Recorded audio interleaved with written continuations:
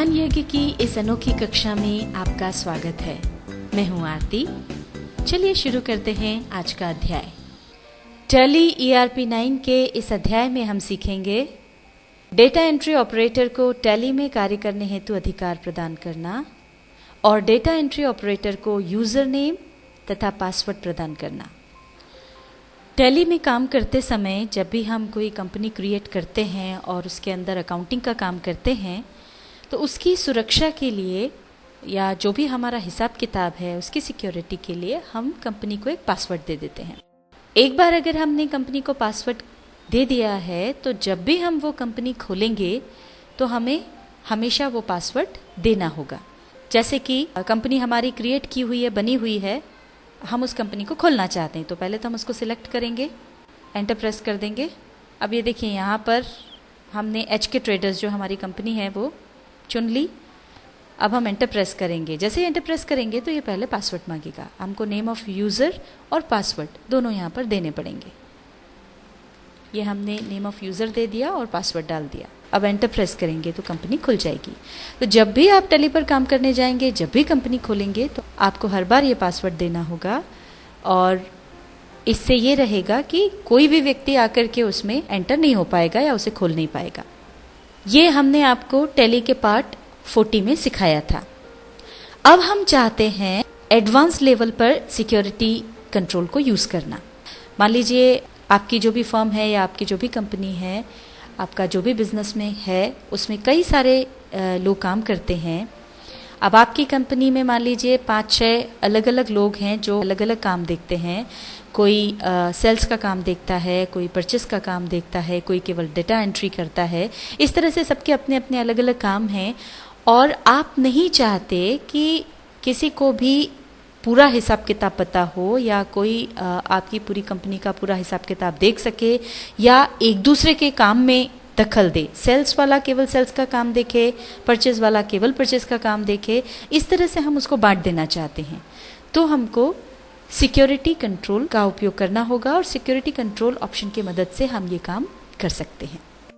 आइए अब हम देखते हैं सिक्योरिटी कंट्रोल को कैसे यूज़ किया जाए। इसके लिए सबसे पहले हमको जाना पड़ेगा कंपनी इन्फो में, जिसके लिए शॉर्टकट की है Alt F3। ये हम कंपनी इन्फो पर आ गए। यहाँ से अब हम जाएंगे सिक्योरिटी कंट्रोल पर। ये सिक्योरिटी कंट्रोल में अब हम जाएंगे टाइप्स ऑफ सिक्योरिटी पर। अब यहाँ पर आ गए security levels for company. 3 levels यहाँ पर दिए हुए हैं, डेटा एंट्री, Tally.net यूज़र और Tally.net ऑडिटर। अभी हम जो काम कर रहे हैं वो डेटा एंट्री के लिए कर रहे हैं, इस सिक्योरिटी लेवल के लिए कर रहे हैं। तो हम इसको चुन लेंगे, एंटर प्रेस कर देंगे।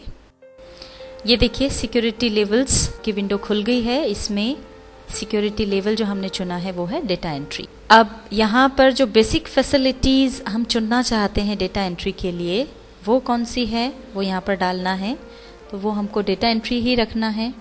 तो यहाँ पर तो ये अपने आप ही आ गई है। अगर नहीं आए तो स्पेस बार दबाने पर ये यहाँ पर लिस्ट आ जाती है। इसमें से हम चुन सकते हैं। ये डेटा एंट्री चुन लिया।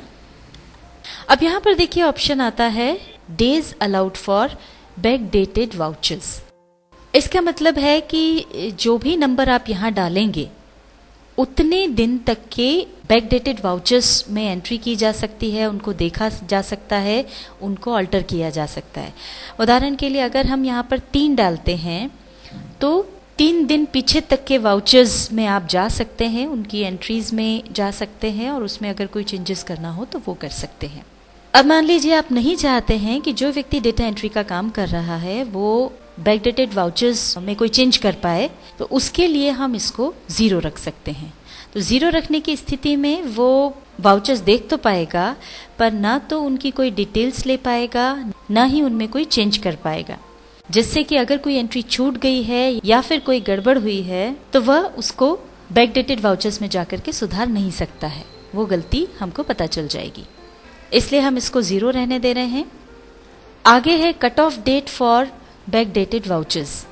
इसमें अभी हम यहाँ पर कुछ भी नहीं डालेंगे, हम इसको खाली छोड़ रहे हैं और इसके बारे में हम आपको आगे बताएंगे।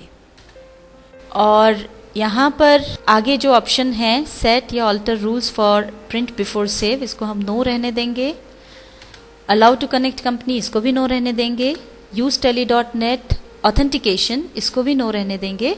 और ये तीनों जो चीज़ें हैं ये हम आपको आगे समझाएंगे। एंटर प्रेस करके आगे आएंगे। अब यहाँ पर जो कॉलम है डिसअलाउ द फॉलोइंग फैसिलिटीज, यहाँ पर आप देख सकते हैं ये कुछ मुख्य फैसिलिटीज हैं जो टैली ने डेटा एंट्री ऑपरेटर के लिए डिसअलाउड कर रखी हैं। वैसे तो काफ़ी सारी फैसिलिटीज होती हैं, अगर आप उन्हें देखना चाहते हैं तो आप स्पेस बार दबाएं, पूरी लिस्ट जो है रिपोर्ट्स की वो आ जाएगी। ये देखिए, ये जो हैं जितनी भी रिपोर्ट्स हैं वो सारी की सारी आपको इस लिस्ट में नज़र आ जाएंगी, और ये जो हैं वो 100 से भी ज़्यादा हैं। इसमें से 30 ऐसी मुख्य रिपोर्ट्स हैं जिनको यूज़ करने की सुविधा या उनके प्रिंट निकालने की सुविधा ये जो है टैली ने डेटा एंट्री ऑपरेटर के लिए डिसअलाउड कर रखी है। इसका मतलब ये हुआ कि इन 30 के अलावा जो सारी फैसिलिटीज़ बचती हैं वो डेटा एंट्री ऑपरेटर के लिए अलाउड हैं। तो वो अगर हम चाहते हैं कि उनको यूज़ कर पाए तो उसके लिए हमको कुछ भी करने की ज़रूरत नहीं है।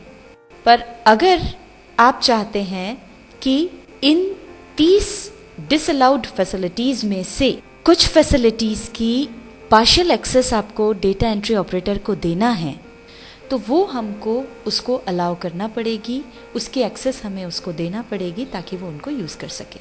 और जो जो फैसिलिटीज़ हम उसे अलाउ करना चाहते हैं उन्हें अलाउ करने के लिए हमको एंटर प्रेस करते हुए आगे जा कर के यहाँ पर अलाउ द फॉलोइंग फैसिलिटीज़ के कॉलम में आना पड़ेगा।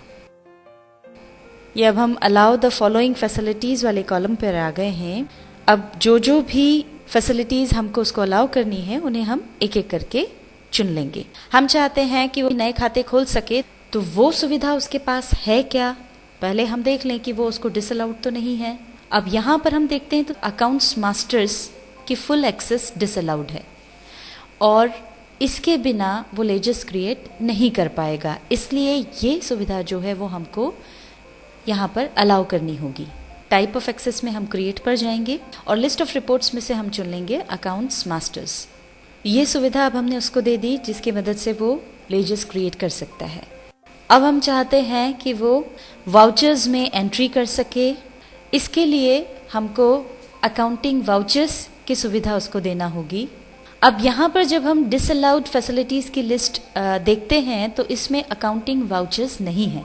अकाउंटिंग वाउचर्स इस लिस्ट में नहीं है, इसका मतलब ये हुआ कि वो उसको ऑलरेडी अलाउड है, इसलिए हमको अलग से उसको फैसिलिटी देने की ज़रूरत नहीं है। तो अब यहाँ पर अगर हम चाहते हैं कि उसको डे बुक अगर देखना हो और उसके प्रिंट निकालना हो, ये सुविधा हम उसको देना चाह रहे हैं, तो उसके लिए हम फिर देख लेते हैं ये डिसअलाउड तो नहीं है। तो यहाँ पर देखिए ए के बाद बी फिर सी फिर डी यहाँ है ही नहीं, यानी डे बुक इस लिस्ट में नहीं है। इसका मतलब ये हुआ कि डे बुक की जो फैसिलिटी है वो भी उसको डिसअलाउड नहीं है, इसका मतलब वो अलाउड है और वो उसका यूज़ कर सकता है। तो ये भी हमको अलग से देने की ज़रूरत नहीं है। जो भी फैसिलिटीज़ आपको देनी है उनको चुन लेने के बाद एंड ऑफ लिस्ट पर जा कर के एंटर प्रेस कर दें और अब हम इसको कंट्रोल ए से एक्सेप्ट कर लेंगे।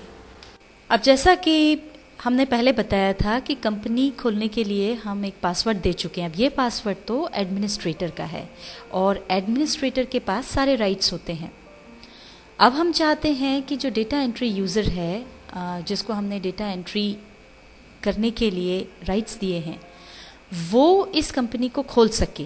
तो एडमिनिस्ट्रेटर का पासवर्ड तो उसको दे नहीं सकते, इसलिए उसके लिए एक नया यूज़र नेम और पासवर्ड हमको देना होगा ताकि वो जो भी राइट्स हैं उनका उपयोग करते हुए अपना काम कर सके। तो इसके लिए सिक्योरिटी कंट्रोल में हम जाएंगे यूजर्स एंड पासवर्ड्स पर, एंटर प्रेस करेंगे। अब यहाँ पर सिक्योरिटी लिस्ट आ गई, यहाँ से हम चुन लेंगे डेटा एंट्री। यहाँ पर हमको देना है नेम ऑफ यूज़र। तो जो भी व्यक्ति इसको यूज़ करने वाला है उसका नाम हम यहाँ पर दे सकते हैं। ये हमने डाल दिया राम, एंटर प्रेस करेंगे।